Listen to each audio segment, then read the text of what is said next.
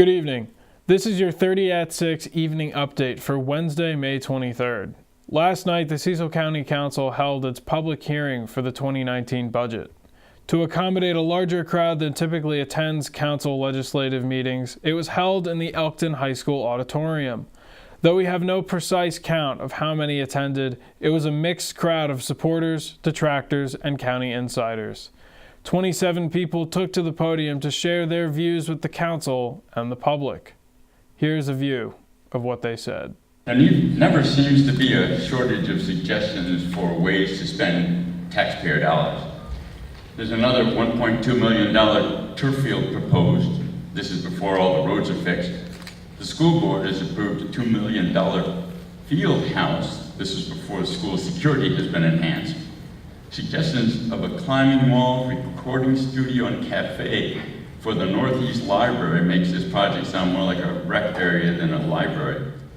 In the CCPS proposed budget, there were requests for additional positions to meet student mental health needs, specifically school psychologists.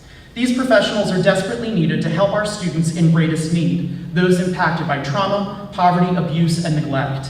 And yet these new positions were not funded in the proposed budget. I encourage you to think about what happens when students' needs are not met. As a town grows, so should its library. There have been several times we have had to utilize other towns' libraries to meet the needs of a research project due to the capacity of our town's branch.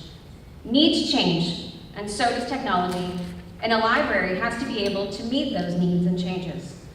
Northeast is a great little town with a great little library, but our town is growing every day, and our library needs to support that growth. Tonight you've heard from those who are vehemently opposed to these investments.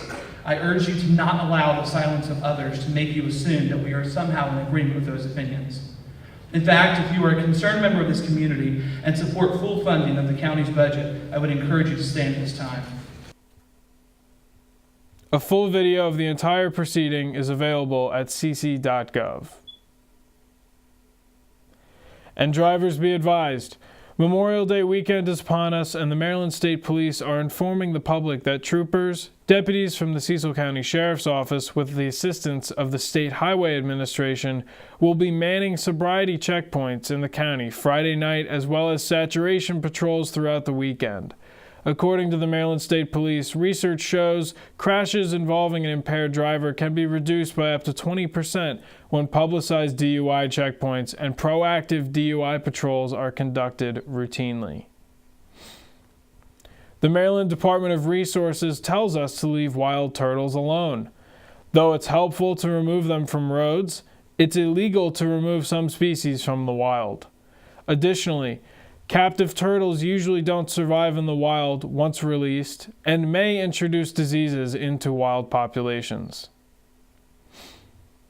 This has been your 30 at 6 evening update. Thanks for watching Cecil TV. Have a good night.